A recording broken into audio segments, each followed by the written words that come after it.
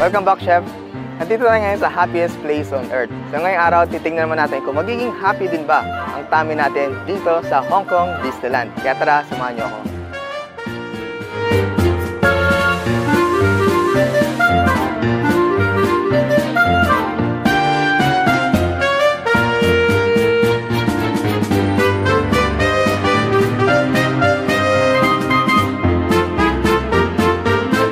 From Main Street, USA, una kong pinuntahan is itong Market House na actually is just Starbucks. Kaya if you need coffee, dito lang sa Market House or Starbucks lang ang nagtitinda ng fresh coffee. Mas mahal siya ng 50% sa normal Starbucks and sa drinks lang sila may Disney exclusive menu. Buti, katabi lang netos itong Main Street Bakery na maraming selection ng cute pastries na inspired ng Disney characters.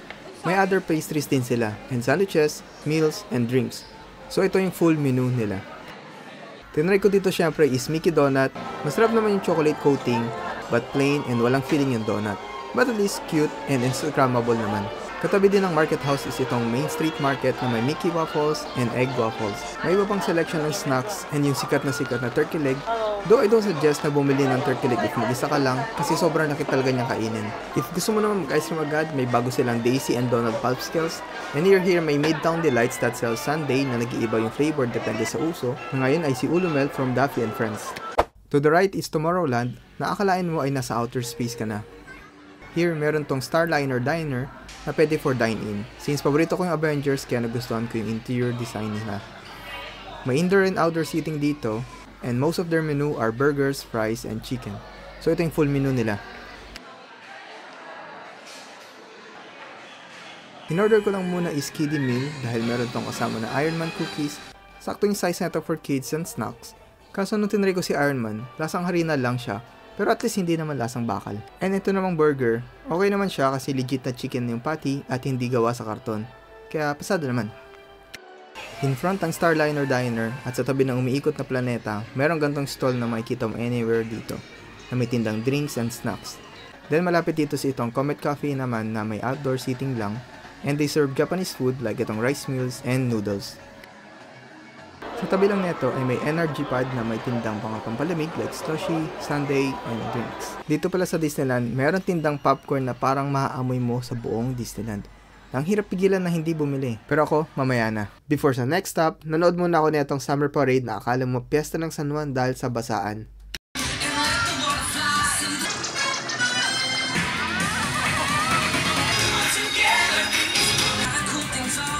So next ko nung pinuntahan is dito sa may Fantasyland.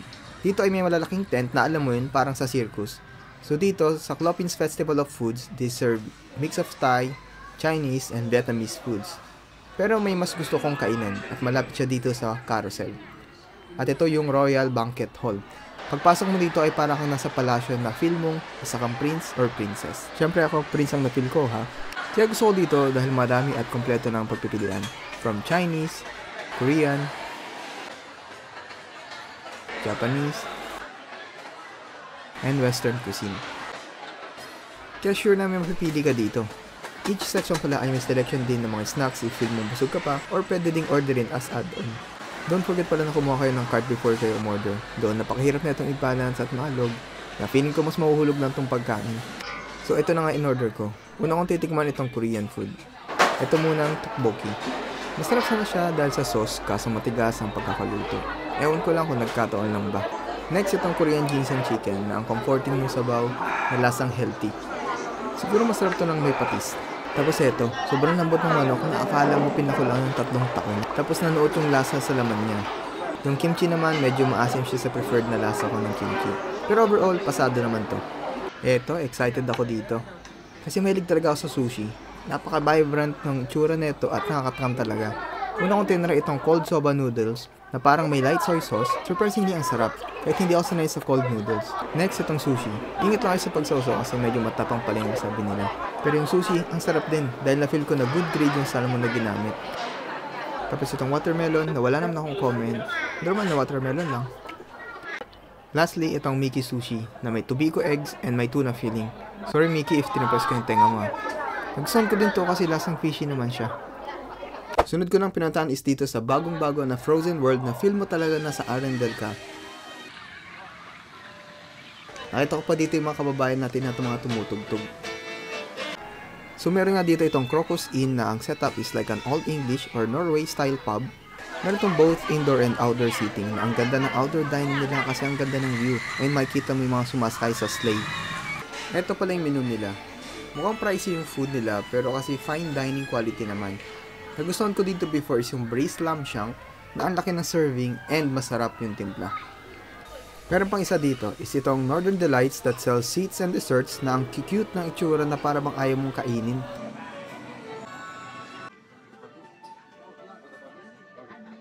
Bale, ito yung menu and price list nila. Pero ang paborito ko talaga dito is itong sundae na Olaf. Kaya ito, minorder ko na naman si Olaf. Pero kaysa matunaw siya, diba? Kaya tinulong ko lang siya na hindi matunaw. Anyway, gawa lang sa marshmallow si Olaf at normal na vanilla ice cream yung sundae. Okay siya i-try, and cute din kasi picturean. If nauhaw ka na naman, may malapit ulit na snack stall na may tindang shaved ice. Dito naman sa tapat ng It's a Small World, may ice cream stall na maraming selection na ice cream and also a slushy. Pagkapili mo dito ng combo, then tsaka ka mamili ng flavor ng ice cream. Masarap yung ice cream dito and good for sharing yung serving. Dahil nga sumikat yung Inside Out, may nakita akong limited edition and kakaibang flavor ng popcorn dito para sa mahilig sa wasabi. Ayun, next ko namang pinuntahan is dito sa Adventureland na para ka namang nasa tribu ng Kuruta. Andito yung Tahitian Terrace that looks like Hawaiian style setup, pero yung food is mix of Indian, Malaysian, and Singaporean food. And ganito yung itsura ng serving ng food nila. Malapit naman dito ay may isang snack stall na pinipilahan din dahil malayo pa lang maaamoy mo na itong Korean style grilled squid na ang linamnam at lambot kainin. Dito sa next na pinuntahan ko, ewan ko na lang kung hindi nyo iluwa lahat ng kinain nyo. Andito kasi yung Grizzly Gulch, Mystic Point at Toy Story Land na may extreme rides like itong Mountain Mine Cars. Anyway, andito naman yung Lucky Nugget na more on snacks or pulutan siguro kasi meron silang fish and chips, chicken and also non-alcoholic beer if trip mo. So ganito naman itsura ng serving nila.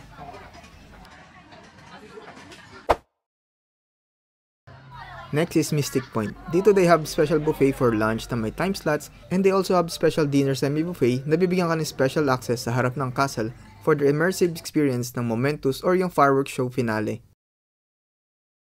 Katabi lang ng Mystic Point is itong Toy Story Land na magmumukha kang langgam sa laki ng mga laruan na nandito. At parang babalik ka talaga sa pagkabata kasi dito ang available lang na kainan is itong Jessie's Snack Roundup na meron lang churro, corn dog, corn, cupcake, and ice cream. Yung churro, yun yung gusto ko dito kasi malaki at crispy yung texture. Tapos sakto lang yung lasa ng cinnamon and sugar. Bumalik na ulit ako sa Main Street and late ko na naalala itong Plaza Inn. Though di ko masyado kasi recommended to kasi if you really want Chinese cuisine, mas okay na kumain na lang sa labas ng Disneyland. Okay, so before my dinner, nanood muna ako netong mini concert ng mga kababayan natin and also ng iba-ibang Disney princesses. Sino ang bias nyo sa mga Disney princesses? Comment down below. Eto na, it's dinner time. Dito pa din sa Main Street, since para malapit na ako for Momentus show, dito na ako kumain sa corner cafe na literally nasa corner ng Main Street. And setup dito is old school but medyo formal. And kasing food nila is parang pang fine dining din kasi na pwede ka umorder up to 3-course set meal. Na marami ring selection ng drinks and fancy snacks and desserts. Ito na yung isa sa mga in-order ko. For appetizer is itong blue mussels na hindi ko alam bakit blue ang tawag. Pero meron itong tomato sauce and Mickey Mouse baguette. And ang dami nito na I think good for sharing. And ayun, so far ang fresh at hindi makunat yung mga tahong and also hindi maasim yung tomato sauce. Pero ang sarap pala isasaw na itong baguette dito sa sauce niya. Appetizer pa lang yun. Dito naman tayo sa main course. So meron itong potato wedges, 1 slab of baby back ribs, coleslaw, and corn. Siguradong busog ka talaga dito. So first is yung ribs. Very tender and nalo talaga yung lasa ng sauce sa laman. Itong potato wedges, sinawsaw ko dito sa sauce ng ribs na I guess is Jack Daniel's sauce. Taste familiar kasi. Yung texture ng wedges is crispy on the outside and soft in the inside, which is I really like. Itong coleslaw naman ang hindi ko nagustuhan kasi plain cabbage lang siya without any dressing na I hope kahit vinaigrette man lang. Then itong corn naman is a feel na parang oversteamed na kasi sobrang lambot na nung texture, pero baka nagkataon lang naman. But overall, masarap pa rin tong na-order ko. Since rare ang Coke float dito sa Hong Kong at na-miss ko talaga to, napa-order din ako nito. Tapos masarap yung vanilla ice cream na ginamit and drizzled pa ng caramel sauce. It's time for dessert. Ang cute nito na parang diniconstruct si Mickey Mouse. Pero ang sarap ng strawberry sauce na kasama, and yung ice cream is masarap na, kalapit na ng lasa ng Häagen-Dazs. For the perfect bite, nalagyan ko ng ice cream and sauce yung waffle. And ang sarap din ng mga fresh fruit na kasama. Dito pala sa Hong Kong, nakaugalian ko na magtsaa pagtaas kumain para ma-digest ko agad yung kinain and para makakain ako ulit, diba? Mindset ba? Ayun, sakto, malapit na yung Momentus. So meron ditong malapit na snack and popcorn stall kasi ito yung perfect snack talaga habang naghihintay at nanonood ng Momentus.